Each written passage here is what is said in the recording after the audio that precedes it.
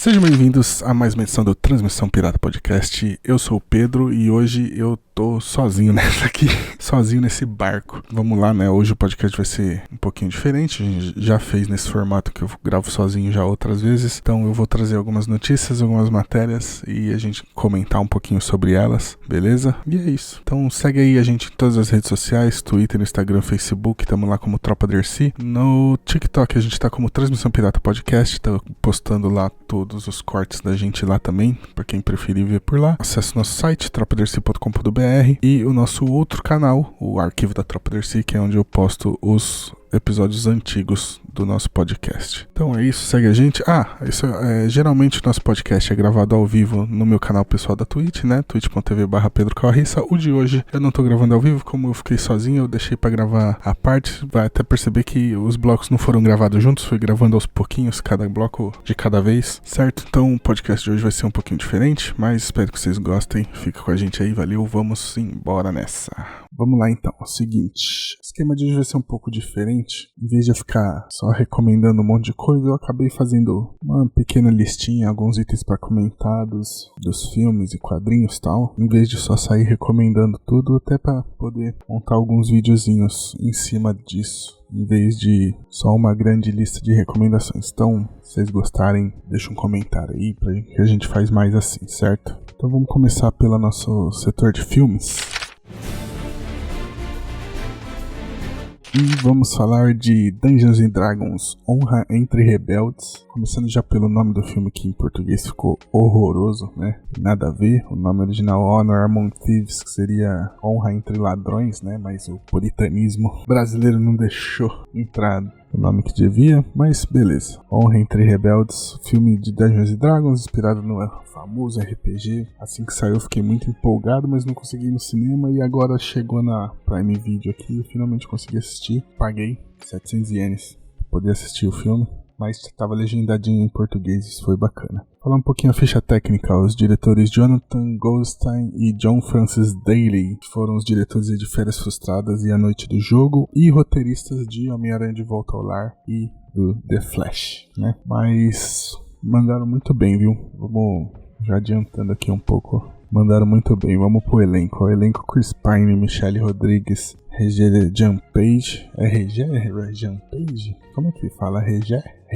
Ficou meio, sei lá como pronuncia. Mas enfim. Justice Smith, Sofia Lillis e o principal, acho, que é o Hugh Grant, né? O Hugh Grant tá demais nesse filme. Dungeons & Dragons teve uma trilogia que saiu de filmes aí de 2000 a 2012, mas ninguém assistiu, quem assistiu odeia, então deixa pra lá. E a animação que a gente tem que falar da Caverna do Dragão, né, que é um clássico no Brasil, muito mais famoso no Brasil do que no resto do mundo, talvez porque a gente tenha assistido isso em looping milhões de vezes, porque só tinha 13 episódios e nem era só 13, acho que era mais. A gente vê isso eternamente em looping na Globo. E aí, falando um pouco do filme, cara, eu gostei bastante. Ele tem um elenco bem robusto, né? Bastante gente, mas ele funciona bem. Todos os personagens são carismáticos, tem o seu tempo de tela ali. Achei bem interessante. Acho que o Hugh Grant podia ter mais tempo de tela, inclusive, que ele rouba a cena em vários momentos, mas ficou bom. Algumas coisas que eu não curti muito foi, por exemplo, o bardo não tem a música mágica, por exemplo, que é uma coisa mais do RPG mesmo, né, do jogo. Ele usa a música dele ainda pra animar os amigos e tal, né, mas é só como música mesmo, né, não tem aquela coisa de disparar uma magia a partir da música dele, como o bardo faz nos jogos mesmo. Então, fiquei esperando esse filme inteiro e não veio, mas ok. E uma coisa que eu achei interessante também, que dá uma quebra assim, também que o chefão final tal não ser um dragão, né? Não vou falar exatamente pra não dar muitos spoilers, mas o chefão final não tem a batalha contra dragões e tal, mas o chefão final não ser um dragão, achei bem interessante, dá uma quebra ali. Chefão final também não é bem um chefão final, né? Mas dá pra entender. O principal que eu mais gostei, porque é um filme de heist, né? A gente costuma chamar esses filmes de roubos, né? Os grandes planos e tal. E aí eu achei bem interessante. Eu gosto muito desse tipo de filme, 11 Homens em Segredo, Velozes e Furiosos. Quem acompanha a gente sabe como eu gosto de Velozes e Furiosos. Então eu gosto muito desses filmes de golpes, né? Grandes golpes, grandes roubos. E até por isso que me incomoda um pouco o nome do filme, no fim, não ser Honra entre Ladrões, porque é um grande filme de ladrões, né? Então, a principal atividade deles é roubar e o título do filme quebra isso. Mas eu gostei muito e aquela dinâmica de cada um ter a sua especialidade, cada um vai usar a sua habilidade no momento que precisa da habilidade de cada um, isso é muito legal. Às vezes esses filmes de grandes assaltos, grandes roubos, grandes golpes, eles têm umas conclusões assim de planos que são meio bestas. Às vezes o plano fica meio de lado e vira uma outra coisa o filme. E aqui o plano funciona muito bem do começo ao fim. Isso eu achei bem interessante. Tem os percalços, né? Sempre dá alguma coisa dar errado no meio do plano, que faz parte desses filmes também. Então, gostei bastante de verdade. Acho que é isso. Não tem muito mais o que falar, tá todo mundo muito bem no papel, tá muito divertido. Eu achei que no final ia ter uma piada de, na verdade, ali é todo mundo tá numa mesa de RPG, jogando o jogo e tal. No fim não tem nada a ver, é só a história do filme mesmo. Mas achei bem interessante. Esse vídeo aqui não vai substituir uma possível pauta pra gente bater um papo entre a galera depois sobre esse filme. A gente pode destrinchar mais algumas cenas e tal. Eu quis fazer aqui só pra, em vez de só recomendar o filme falando, assista Dungeons & Dragons, é bem legal, eu queria dar alguns pontos que eu achei interessante, alguns pontos que eu não gostei, e por isso quis fazer esse vídeo, certo? Então, é coisa curtinha também, não tem muito o que abordar. O filme também não tem muita coisa que dá pra falar dele sem dar spoilers, mas é um filme bem divertido, eu tava muito empolgado pra assistir e gostei. Ele não superou as expectativas, mas estava dentro das minhas expectativas ali, correspondeu bem. Então valeu super a pena ter pago pra assistir o filme. O povo sempre me critica aqui nesse podcast, por causa do nome do podcast, fica me criticando porque eu pago pra assistir os filmes. Tá aí, valeu a pena, foi bom demais. Vamos pro próximo. Vamos pro nosso bloco de séries, então.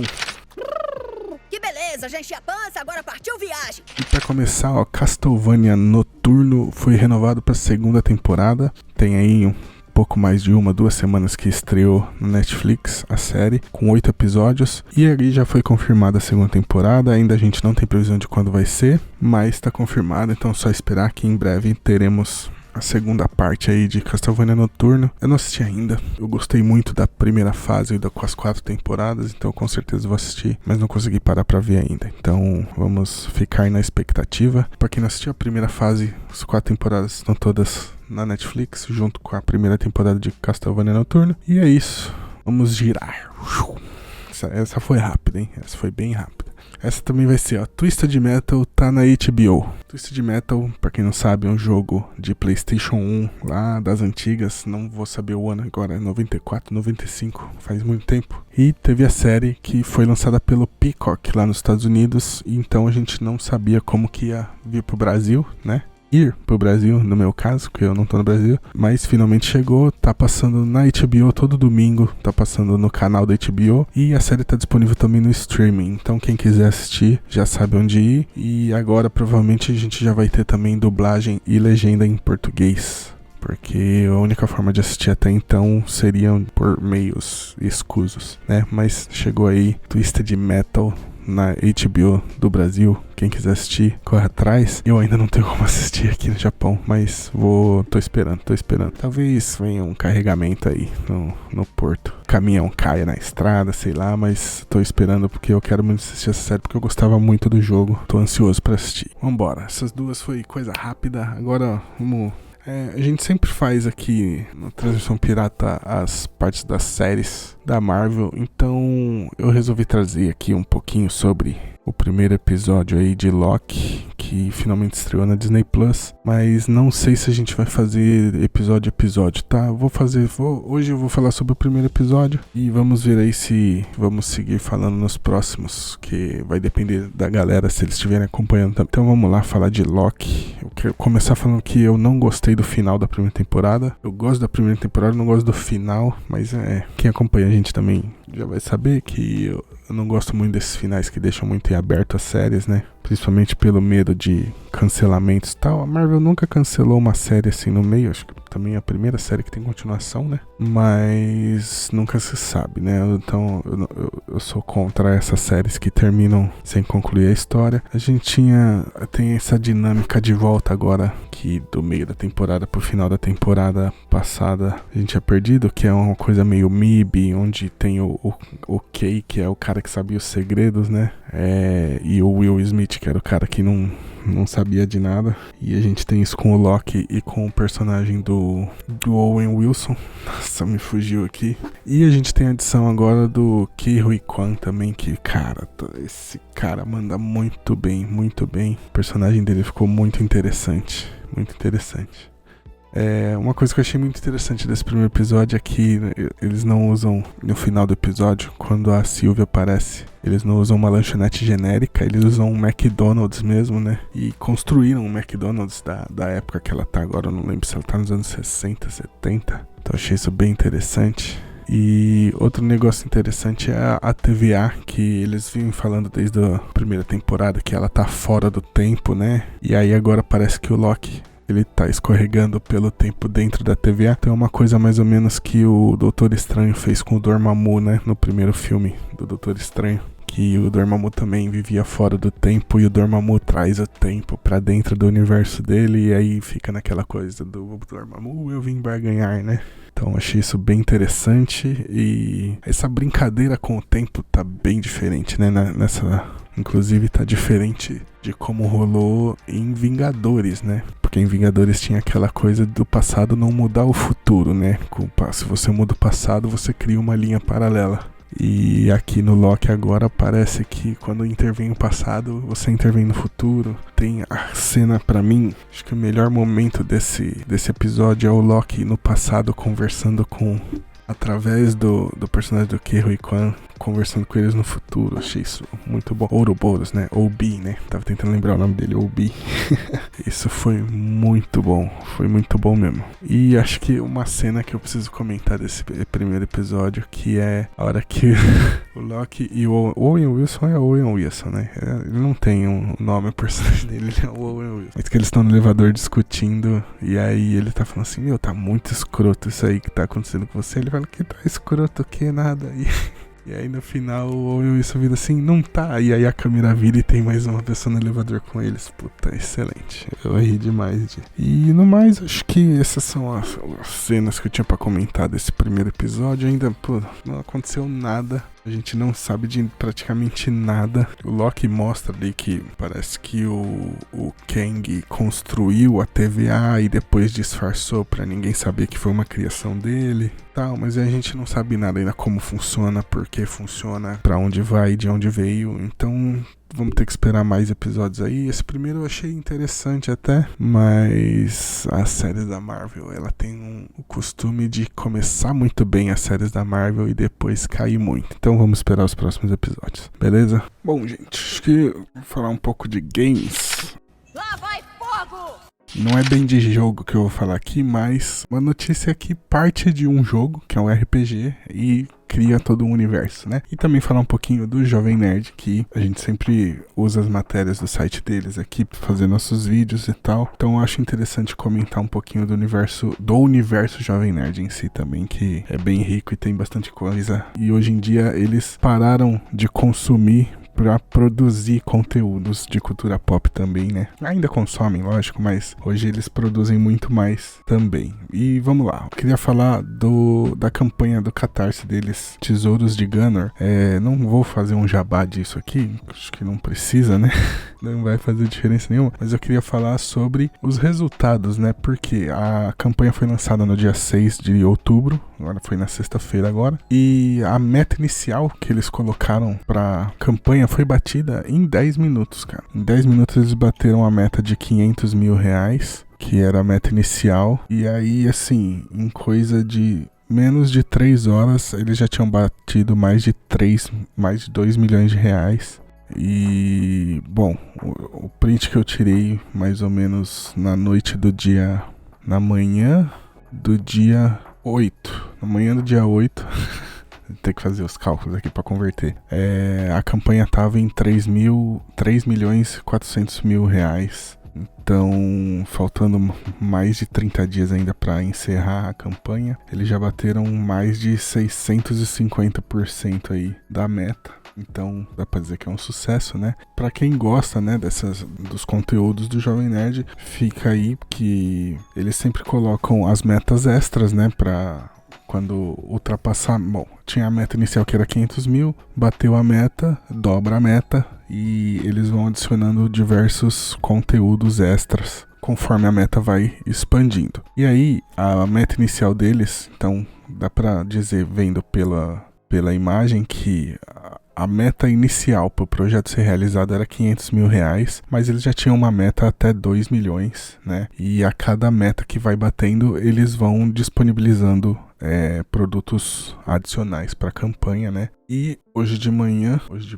bom, durante o domingo, né? Durante o sábado, aliás. Durante o sábado, dia 7, o Jovem Nerd postou no Twitter dizendo que agora não serão mais 5 publicações, que seriam 2 graphic novels, um romance e uma antologia de contos. E agora vai ter um livro a mais, né?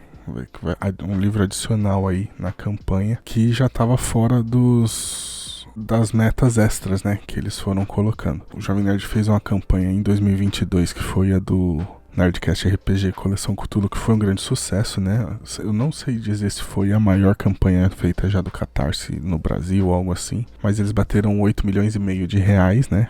Foi absurdo, 2.800 vezes, 2.800% o valor inicial da campanha. E dessa vez eu acredito que o objetivo seja até mais alto, né? Eu acho que eles vão bater esse recorde aí do que eles fizeram no ano passado. Então vai vir muito conteúdo ainda extra, porque eles têm que alimentar mais metas, né? Pra fazer a galera comprar mais. Então deve vir várias outras metas adicionais. O Coleção Cthulhu foi isso, foi conforme a meta foi crescendo, vários outros conteúdos foram sendo adicionados à campanha. Isso é bem interessante e eu acho que, sim, eu acredito que isso deve virar um modelo aí de negócio do Jovem Nerd, de fazendo campanhas das propriedades intelectuais dele, né? Aqui eles têm várias, né? Teve o RPG do Cthulhu, agora o de Huffgunner. No ano passado, na BGS 2022, eles anunciaram um jogo do Huffgunner, né? Um jogo de card, não saiu ainda.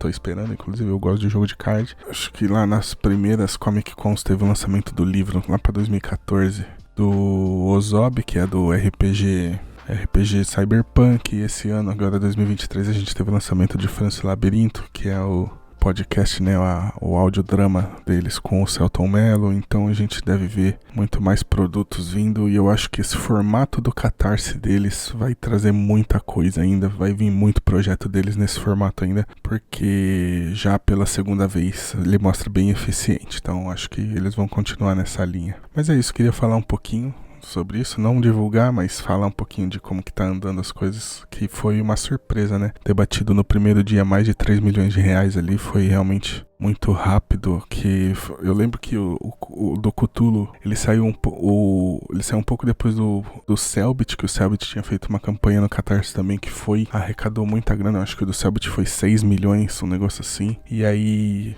todo mundo ficou meio espantado, caramba, arrecadou tudo isso. Aí veio do Cthulhu e foi muito mais absurdo. E agora com o do Huffgunner, é a minha expectativa, pelo menos, eu acho que ele vai ultrapassar até mesmo o do Cthulhu. Vamos ver, vamos continuar acompanhando, e se tiver mais alguma novidade mais meio bombástica assim, a gente traz atualização aqui no podcast, beleza? E vamos começar o nosso Pokébloco aqui dessa semana. Como temos 2 noticiazinhas aí. A primeira delas é que a Hatsune Miku, pra quem não sabe, tá fazendo uma parceria com Pokémon e vai lançar um CD com 18 músicas, todas com temas de Pokémon e por produtores diferentes, né? Hatsune Miku, pra quem não conhece, é aquela cantora virtual que tem no Japão, que ela é só um holograma, né? E ela é uma idol japonesa aqui que faz o maior sucesso. Inclusive já teve, acho que, show dela no Brasil Brasil até. Em alguma Anime Friends da vida, não tenho certeza. Mas vamos lá, ó, esse projeto dessa parceria chama Project Voltage. Serão 18 canções produzidas por diferentes produtores, né? E já foram lançadas duas. Duas delas já foram lançadas. A primeira foi produzida pela Deco 27. Vou falar desse jeito que eu não sei como pronunciar direito. Que foi a música Volt Tackle. Todas elas estão disponíveis no Spotify e no YouTube, tá? Quem quiser escutar, vai lá. E a segunda música também já foi lançada, produzida pela Inaba Kumo, que é a Donkey Forecast. Essa eu tô com a tradução meio japonês, meio inglês, porque é tudo em kanji o nome, e na verdade eu nem sei como é que se pronuncia. E acho que a parte mais interessante, deixa eu pegar aqui que eu tenho as datas aqui dos próximos lançamentos. Os próximos lançamentos que a gente tem agendado, ó, essa segunda música saiu no dia 6 de outubro, a próxima sai dia 13 de outubro, em parceria com a Meet M. Então eu não conheço nenhum desses produtores, mas tô só passando a notícia. E dia 20 de outubro, a quarta música vai ser lançada das 18, que é Pinocchio P. É o nome da produtora. Mas o mais interessante desse projeto, acho que são as artes, né? Porque as 18 músicas, se eu não me engano, são referência aos 18 tipos de Pokémon, né? Grama, fogo, água, né? São 18 tipos. Foram lançadas artes, uma para cada tipo, e aí a Hatsune Miku meio que com um cosplay do tipo do Pokémon. A ideia desse projeto é mostrar como seria a Hatsune Miku se ela fosse uma treinadora Pokémon, né? Por isso que mostra ela meio que um cosplay aí de todos os tipos com algum Pokémon do tipo em questão, né? Então vou deixar passando na tela aí enquanto eu tô falando sobre isso. E aí as músicas também, eu acredito que devem ter a ver cada uma com um tipo de Pokémon. A primeira, Volt Tackle, é o nome de um ataque, inclusive, né? Elétrico. E a Denk Forecast também tem a ver com eletricidade, esse Denk. Então não sei dizer. Sei só uma suposição, mas já quebrou meio um pouco minha ideia esse segundo, né? Mas vamos ver as próximas aí pra saber como é que vai ser, certo? Então, essa foi a primeira notícia. A nossa segunda notícia é aqui, a série live action de Pokémon. Teve um trailer divulgado e... Bom, pra quem acompanha a gente, já viu a gente falar bastante dessa série, né? A Fill Your Pocket Switch Adventure, que vai ser um dorama aqui do Japão. Que tem a ver com Pokémon, que vai ser a Madoka Gaki, que é a personagem da Nanami Nishino. Ela vai pra Tóquio, né? Pra cidade grande, pra virar uma designer, e chegando lá começa a passar os perrengues da vida adulta, e aí ela recebe uma caixa, acho algumas pertences dela que a mãe dela envia pra ela, e no meio desses pertences tem um Game Boy com Pokémon Red, né? A gente sabia que teria a ver com Pokémon Red ou Green, que foram os primeiros jogos lançados aqui no Japão. Pra quem não sabe, Pokémon no ocidente foi Pokémon Red e Blue, né? Mas aqui no Japão foi Red e Green. E a gente não tinha certeza ainda como é que seria isso e tal. Então a gente sabe agora que ela vai ter um Game Boy Pocket com uma fita de Pokémon Red. E aí ela vai rejogar isso, e provavelmente alguns desafios do jogo vão ter a ver com situações da vida real dela, e ela vai intercalando isso. Então o trailer novo aí tá bem interessante. Mostrou bastante aí de como que provavelmente vai funcionar a série, e eu fiquei mais empolgado ainda pra saber como é que vai ser. Quero assistir logo, e a série tá chegando agora dia 19 de outubro aqui no Japão. Uma questão que vai ser um problema pra mim, a maioria das pessoas que vai assistir isso no Brasil provavelmente não, que aqui os nomes dos Pokémon são muito diferentes e eu não conheço, né? Eu tô acostumado com o nome dos Pokémon na versão americana, ocidental, né? Então, que é a que chega geralmente pra gente no Brasil. Então vai ser um pouco complicado eu assistir, porque eles vão estar falando o nome dos Pokémons e a maioria eu não vou saber qual que é. Então, tô torcendo pra chegar já uma versão legendada já em português, pra eu poder assistir vendo com os nomes ocidentais, que é os que eu conheço. Tirando isso, eu acho que vai ser uma série bem interessante, tô bem empolgado. A gente já vem falando aqui direto, né, nos Pokéblocks aqui da Transmissão Pirata sobre isso. Tô ficando cada vez mais empolgado e tá chegando, hein? Em breve tá aí, dia 19 de outubro. Vamos pro nosso bloco de animes agora, falar rapidinho sobre a estreia de Spy Family, que já tá no ar aí. Acho que no Brasil já dá pra assistir pela Crunchyroll. A segunda temporada estreou dia 7 de outubro agora, no sábado. E aí nós já temos, por exemplo, a abertura oficial, que é a Kura Kura, da cantora Ado, né? Essa temporada aí que foi dirigida pela Masaki Yuasa, que é a mesma diretora de Devilman Crybaby. E tá linda essa animação da abertura, inclusive, né? E vamos lá agora, que essa segunda temporada aí de Spy Family eu tô bem ansioso, porque eu gostei bastante da primeira temporada, então acho que vai ser interessante. E lembrando que em dezembro, dia 22 de dezembro, estreia aqui no Japão o filme, né? Spy Family Code White. Vamos ver qual é que vai ser então. Tá, então a primeira temporada está disponível na Crunchyroll com legenda e dublagem em português. Tá? A segunda temporada deve sair aí na Crunchyroll. E acho que no Brasil não tem na Netflix, é só na Crunchyroll, né? Ou Spy Family. Eu sempre esqueço disso, se eu assistia na Netflix ou na Crunchyroll. Mas na Crunchyroll tem legendado, certeza.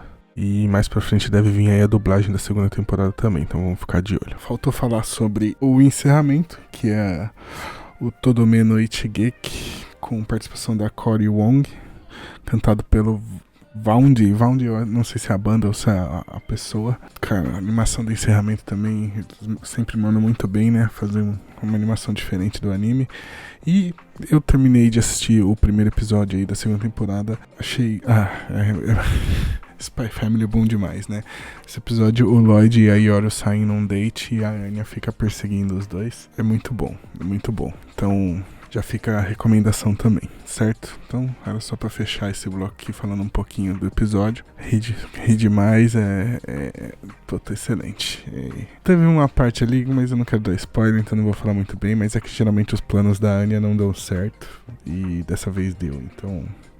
Ok, mas é isso. Vamos fechar aí o nosso bloco falando sobre Spy Family. Cola na Crunchyroll pra assistir quem quiser. Esse foi o bloco de animes, vamos pro próximo. Pra fechar o nosso bloco de anime aqui, queria falar da estreia de Capitão Tsubasa, o arco do Junior Youth, né? Que seria o campeonato mundial, acho que sub-15, sub-16. Eu já vi, acho que os 2 primeiros episódios. E assim, eu tô muito feliz com esse lançamento, porque é a primeira vez que esse arco do mangá vai ser adaptado para anime, né? Isso nunca aconteceu antes. O anime, os mangás sempre pararam antes disso. O mangá não, desculpa, o anime, quando foi adaptado, parou antes disso. Minto, não lembro agora se o anime clássico adaptou essa parte, mas o anime clássico não foi pro Brasil, então eu nunca assisti ele completo. Então é a primeira vez que eu tô vendo isso adaptado fora do mangá, né? Mas resumindo, nós temos a seleção japonesa, a maioria dos jogadores que a gente viu na primeira temporada de Capitão Tsubasa, e eles estão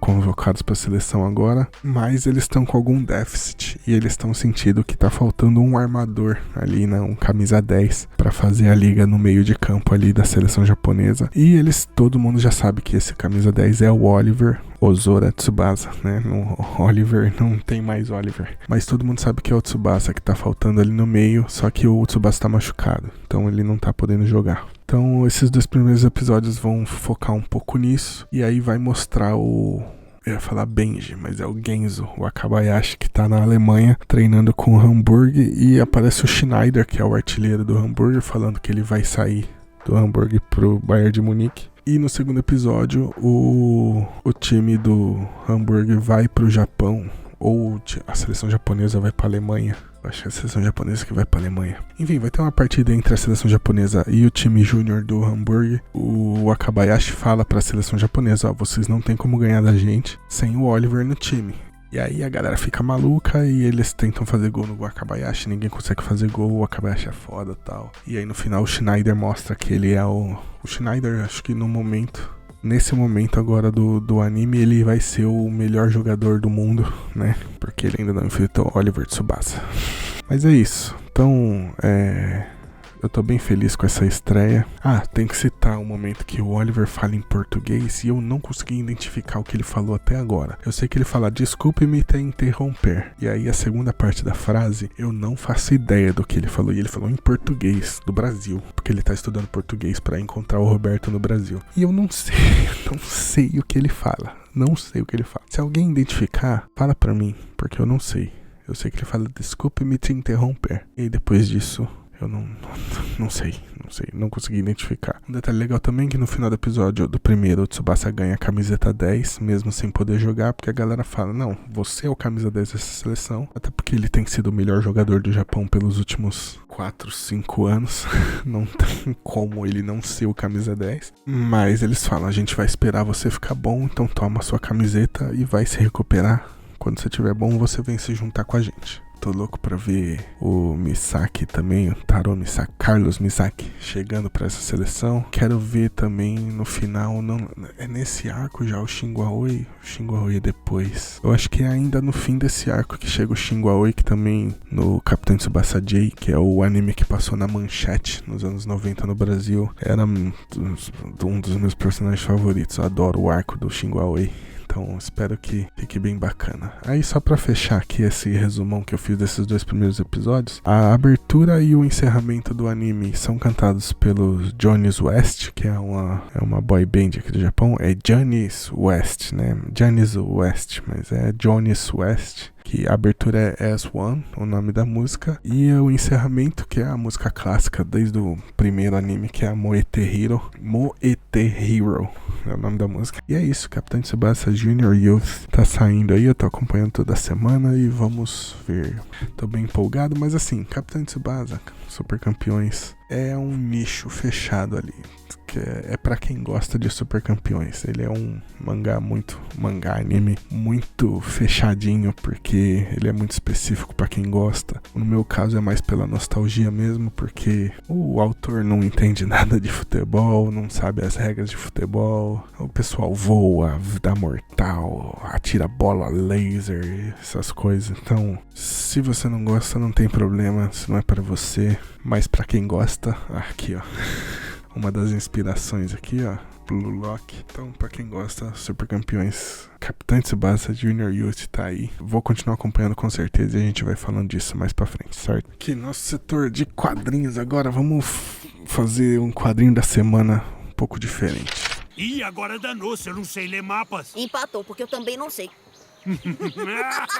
Diferente não, normal, mas é que eu tô sozinho dessa vez, tá meio esquisito. Mas então vamos falar hoje Hoje eu quero falar de 2 mangás, mas vai ser 2 blocos diferentes separados. O primeiro, e os 2 vão ser lançamentos da Jump recentes, tá? Porque eu tô acompanhando, então é o que eu tô lendo ultimamente, é o que dá pra eu falar. Então vamos começar pelo fenômeno aí, que tá todo mundo hypado, que é Kagurabachi, mangá do Takeru Hokazono. Ele que tá estreando, né? Essa é a primeira série dele pela Jump. E ele ganhou o prêmio Tezuka, né? Alguns anos atrás, e aí lançou alguns one-shots, e aí finalmente ganhou a primeira série dele na Jump. E aí, vamos falar de Kagurabachi um pouquinho, vou falar um pouquinho da história, tá? Mas é uma história básica de espadinha, vingança, poderzinho. Começar com o resumo, que é o personagem que eu não anotei o nome dele. Vamos começar de novo aqui pelo lugar certo. Chihiro. Eu sabia que eu ia falar Ichiro, mas é Chihiro. Chihiro é o personagem principal de Kagurabachi. Temos aqui, ó, como é que começa essa história. Espadinha, sangue pra todo lado. Bom, o que acontece? Começa a história, o Chihiro e o pai dele. O pai dele é ferreiro e tá ensinando ele a ser ferreiro. E aí começa a história de que o pai dele é o maior ferreiro que existe, de que as espadas que ele criou terminaram a guerra, seja lá o que foi essa guerra, porque não falam também. E aí começa a explicar por que as espadas dele são tão diferentes, tal, e até ali.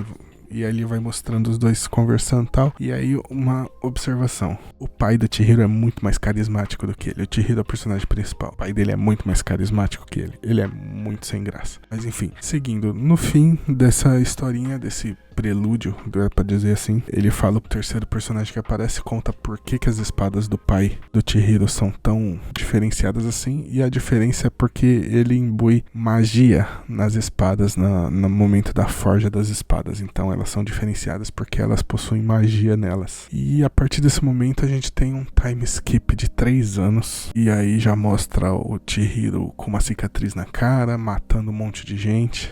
Acho que nem fala por que ele tá matando um monte de gente e tal. Não sei se é no fim do capítulo, no segundo. Eu li até acho que o 3º ou 4º capítulo. E eu não lembro se foi no primeiro ou no segundo, só que vai falar que ele tá atrás das pessoas que roubaram as espadas do pai dele, né? E a gente vai ter um flashback mostrando que o pai dele foi assassinado e roubaram 6 espadas que o pai dele forjou pra que acabaram com a guerra e tal. E aí alguém cita que ele possui a 7ª espada que o pai dele construiu, a espada mais poderosa que o pai dele já construiu, e essa espada tá na mão do Chihiro. Então, basicamente, essa é a história, né? O cara era foda, construiu 6 espadas foda, e tava ensinando o filho dele a fazer espadas foda, e aí ele é assassinado, roubam essas espadas foda, o filho dele pega uma 7ª espada foda e vai atrás da galera que matou o pai dele para recuperar essas espadas. Um mote principal ali, porque ele fala que o pai dele acreditava que as espadas não poderiam cair nas mãos erradas, então elas foram roubadas, elas estão em mãos erradas, o moleque quer retomar elas de volta porque as espadas do pai dele não podem ficar em mãos erradas. Esse é o resumo. E aí eu vou começar a falar agora o que eu gostei e o que eu não gostei.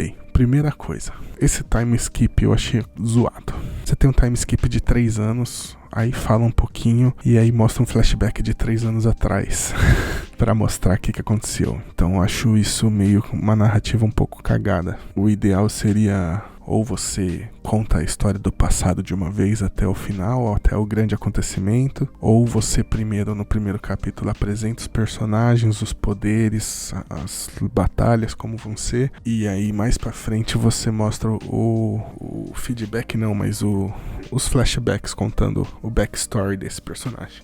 Eu acho que essas duas são as formas mais eficientes, né? Não existe uma regra de como tem que contar a história, você pode contar de formas diferentes, mas eu acho que são as formas mais eficientes de se contar. Essa forma contada em Kagurabachi eu achei bem ruim, bem ruim. Você tá contando a história bonitinho, aí você pula 3 anos, começa a contar outra história aqui, e aí volta 3 anos pra continuar contando aqui. E ainda não conta, mostra só algumas coisas, então tipo assim, todo o mistério que tá envolvendo tudo que tá rolando, tudo que a gente viu até agora, todo o mistério que tem, ele basicamente, ele é um mistério porque o autor resolveu não mostrar pra gente. Mas, por exemplo, o Chihiro, ele sabe quem são os assassinos do pai dele. A gente, como leitor, não sabe, porque o autor escolheu não mostrar pra gente. Então, quando aparecerem esses assassinos, ou pode ser que já tenham aparecido esses assassinos e a gente não sabe, o Chihiro já sabe, a gente não sabe. Isso eu acho uma forma ruim de começar a contar essa história, sabe? Então, você tem grandes exemplos como One Piece mesmo, o próprio One Piece, Demon Slayer, tô tentando lembrar agora algum outro, o Fullmetal Alchemist, que ele vai mostrar o acontecimento trágico, e aí depois você tem algum time skip ou o treinamento, né? Que no caso do Demon Slayer não tem time skip, mas começa com a tragédia e depois começa a contar a história da aventura do personagem principal. Você tem o caso do Naruto, que não mostra nada, né? Conta aquela historinha muito por cima, e aí já mostra o personagem, apresenta o personagem, como é que vai ser, como que funcionam as batalhas, como é que funcionam os poderes desse mundo, como é que funciona esse mundo, e depois, mais pra frente, a gente começa a ter os flashbacks mostrando o que aconteceu. E aqui não, fica esse vai e volta, eu tenho certeza que, e aí provavelmente ele vai ficar puxando flashbacks curtinhos pra ir mostrando aos poucos o que aconteceu quando o pai dele foi morto. Eu tenho certeza que mais pra frente ele vai dar outro flashback mais tarde pra mostrar como é que o pai dele terminou com a guerra lá atrás, e vai ficar essa bagunça de flashbacks. Então isso já me incomodou um pouco. O carisma do personagem é algo muito complicado, que o carisma dele é zero, é inexistente, é nulo. Então isso é um problema grave. Bom, acho que ficou bem claro. Eu não gostei, tá? Não tô gostando de Kagurabachi. Eu tô lendo porque, pra quem não me segue, Pedro Corrissa no YouTube ou no TikTok, eu posto um resuminho do que tá rolando na Jump toda semana, que eu compro. E aí, como essas séries eu peguei desde o começo, eu tô acompanhando, lendo desde o começo, já que é as únicas que eu consegui pegar, né? Porque as outras todas estão no capítulo 100, não tem porque eu começar a ler elas do capítulo 100. Mas eu não tô gostando, real, de Kagurabachi, assim, acho muito fraco, a narrativa fraca, não gosto muito da arte. As batalhas também, o que rolou até agora, eu achei muito fraco. Forma que ele usa magia, então eu vou dar outro, de novo citar o Demon Slayer, que é outro mangá de espada com magia, né? Não tinha muito magia, né? Mas espada com poderzinho. Demon Slayer fazia isso muito bem, aqui não acho tão legal. E uma coisa que fica um pouco telegrafada também, que até lembra um pouco Demon Slayer, que é assim, são 6 espadas que roubaram do pai dele e ele quer de volta. Assim, se ele for muito rápido e recuperar 6 espadas, acabou o anime. Então provavelmente vai ter que ficar enrolando essa busca dele por essas espadas. E aí fica maçante, porque se ele não consegue recuperar, sabe? Então é tipo assim, é uma faca de 2 gumes, espada de 2 gumes. Agora eu esqueci o nome, a frase, como é que funciona. Se ele enrolar muito pra ele conseguir as espadas, você tem a sensação de que o personagem não tá evoluindo, de que a missão dele não tá evoluindo. E isso fica um pouco cansativo, que é o que acontece, por exemplo, com o Berserk, o próprio One Piece, que nunca chega em lugar nenhum, né? Pelo menos pra mim cansou um pouco. Apesar de que eu já vi mais, eu tô em dia, mas eu acho que deu uma caída mesmo. Ultimamente tenho recuperado um pouco o fôlego, mas demorou muito pra chegar. E se ele recupera tudo muito rápido, o mangá acaba também, né? Porque depois que ele recuperar 6 espadas, acaba o objetivo dele. Como é que o autor vai trabalhar isso, né? E aí algumas coisas que são meio telegrafadas, que é tipo assim, o que essa espada dele com certeza vai quebrar e ele vai ter que fazer uma nova, que vai ser a nova espada super poderosa, porque ele aprendeu muito bem com o pai dele. Ou que vai surgir uma 8ª espada do pai dele do nada, que vai ser tão foda quanto. É brincadeira, assim, tá na cara que isso vai acontecer. Então eu achei que Kagurabachi, assim, ele é uma mistura meio de Bleach com Demon Slayer, com Jujutsu Kaisen, com o Sasuke do Naruto. Só que tudo isso, junta tudo isso, que é uma bomba de carisma, exceto o Sasuke. Eu não gosto do Sasuke, pelo menos. Mas Bleach, Demon Slayer, Jujutsu Kaisen é uma bomba de carisma. E você junta tudo isso e tira todo o carisma disso e vai sobrar o Kagurabachi. Essa é a sensação que eu tenho. Então, não tô gostando, mas fica aí nosso quadrinho, análise do quadrinho da semana de Kagurabachi. Eu vou continuar lendo. Se a galera curtir, comenta aí. Eu posso, depois de 1 ou 2 arcos, voltar a comentar aqui pra ver o que eu tô achando. Se melhorou, se piorou, se chega, se eu abandonei porque eu não aguentei mais. Lá pra frente a gente pode saber, beleza? Vamos lá pro próximo, então. Agora, assim, vamos falar de Two on Ice. Como eu falei, pretendo falar dos lançamentos da Jump. Foram 3 lançamentos nesse último mês de Jump. Mas eu vou falar hoje desses 2, que é o Kagurabachi e o Two on Ice, ou Mama Yu Yu, que na verdade foi o primeiro lançamento. Esse é o que eu menos gostei dos 3, então eu preferi falar do Kagurabachi, que é o que tá mais hypado, e o Two on Ice, que é o que eu gostei.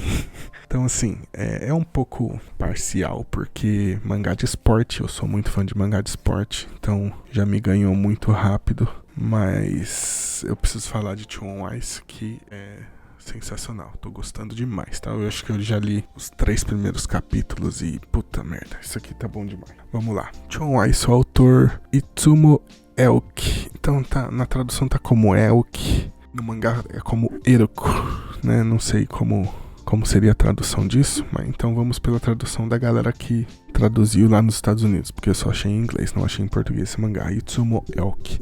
Ok? Então, vou contar um resuminho rápido. Hayumi Minekoshi é um garoto que joga bem todos os esportes, ele manda bem em todos os esportes, e aí ele cria uma afeição, né? Ele gosta muito de patinação, porque patinação é um esporte que apresentou para ele um desafio maior, que ele fala que ele é sempre muito bom em todos os esportes, e aí para patinar ele levou muito tempo, não para se tornar um bom patinador, mas só para conseguir ficar de pé e andar, ele teve dificuldade. Por isso que ele se afeiçoou, porque o patinação era um desafio maior pra ele. Isso vem de um garoto da 3ª série, então acho meio forçada essa questão de ele é bom em todos os esportes. Mas tudo bem, deixa levar, essa parte é o de menos. Então um dia ele mora numa região que não tem muita...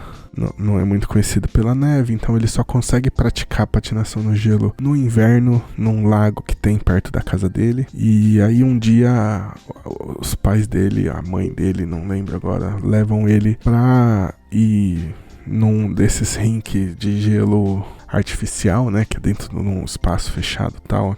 Acho que no Brasil já teve uma vez no shopping Tatuapé há 10 anos atrás, assim, uma coisa muito rara de ver no Brasil. Mas leva ele num rink desse e chegando lá, eles descobrem que ele não vai poder patinar porque tá rolando uma competição de patinação artística. E aí a mãe dele, eu acho que a mãe dele fala se ele não quer dar uma olhada pra saber como é que é, né? Já pela curiosidade, já que eles estão ali. E aí ele fica maluco, ele não conhecia patinação artística, ele gostava de patinar. Acho que ele só praticava corrida, algo assim. E nesse momento ele vê uma menina lá que é o prodígio da patinação artística e ele fica obcecado por essa menina, obcecado no sentido de...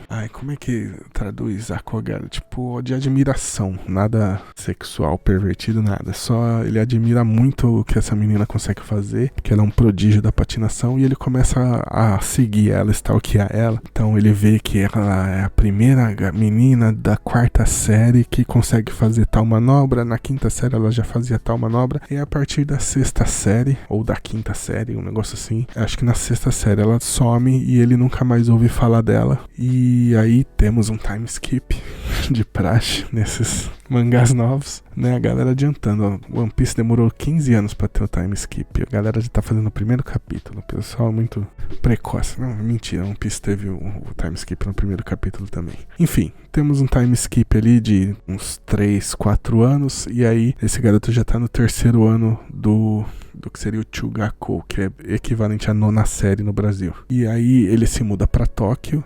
E aí ele entra numa escola que tem um clube de patinação. Entra na escola ou ele na cidade tem um clube de patinação e ele vai... Não lembro agora se fica certo se ele tá no... Se o clube faz parte da escola. Eu acho que a história não fala. Mas enfim, ele finalmente vai poder praticar todos os dias porque nesse local onde ele foi morar em Tóquio tem um rink de gelo artificial. E chegando lá, ele reencontra a tal garota que ele era fascinado de que ela desapareceu na 6ª série. E eles começam a treinar juntos e ela fala que ela sumiu porque ela não pratica mais patinação artística individual, agora só em duplas. E, convenientemente, ela não tinha uma dupla e ele manda bem e aí eles formam uma dupla. Então, basicamente, essa é a história.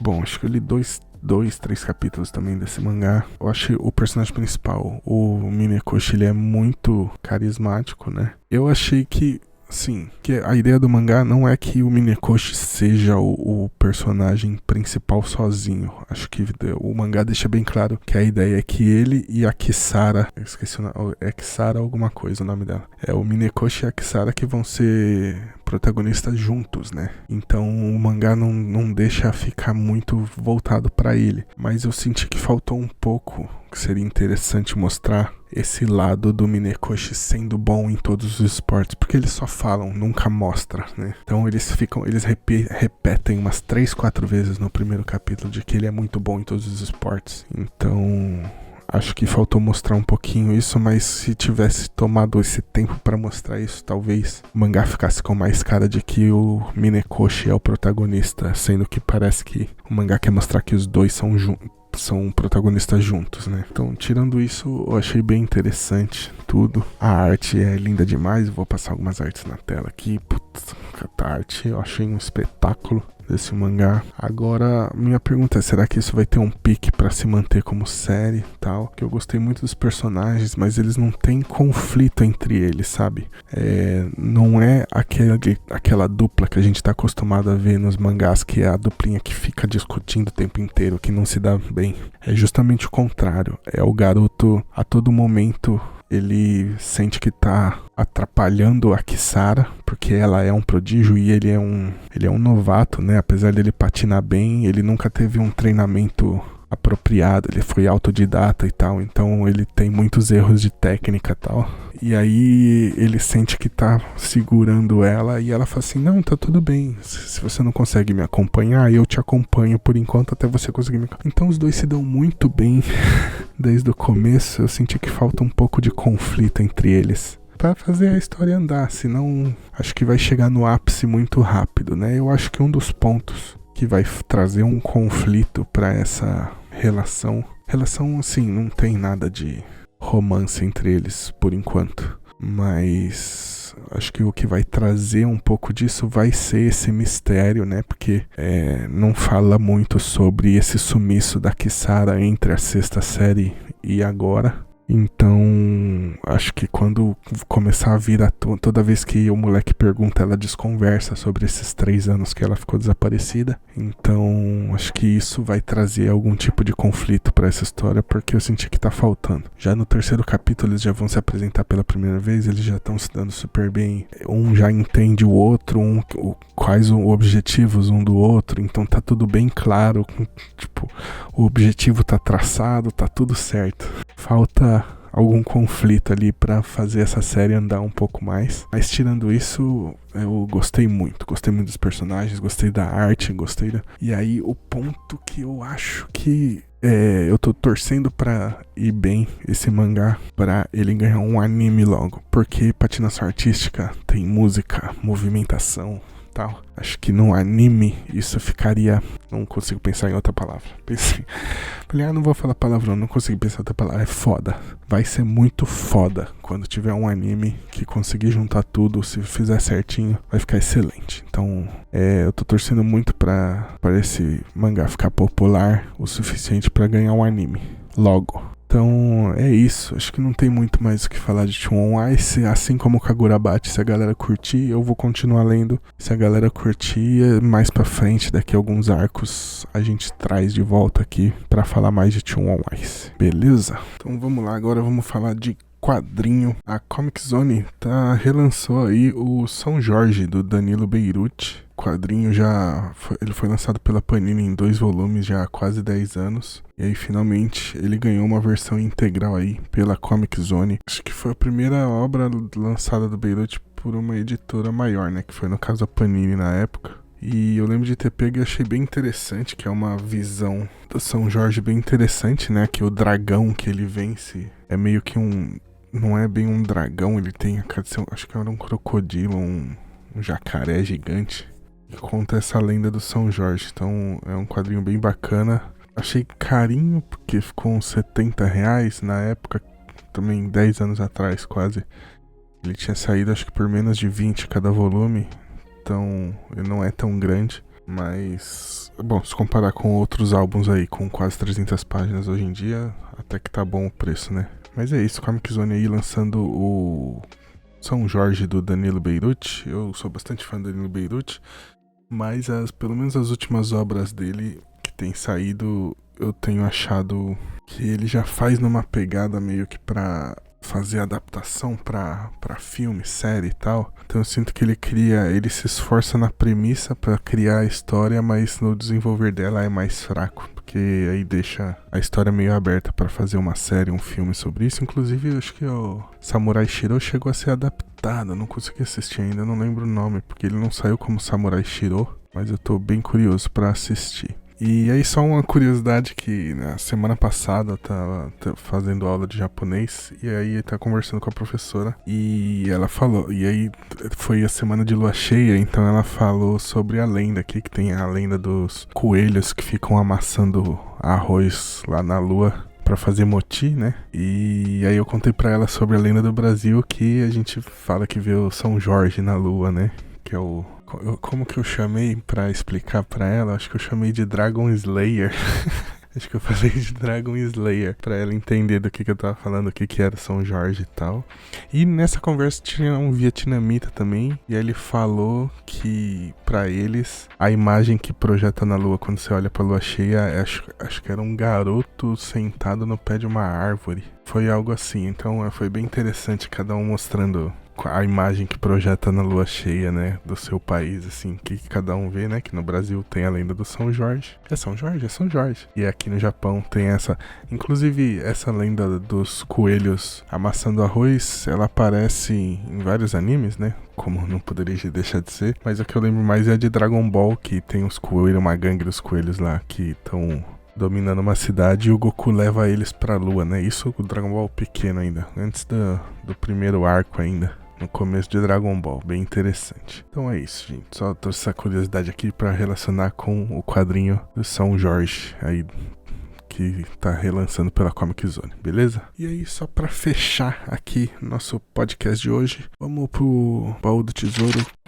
Vou pendurar na conta desse trouxa.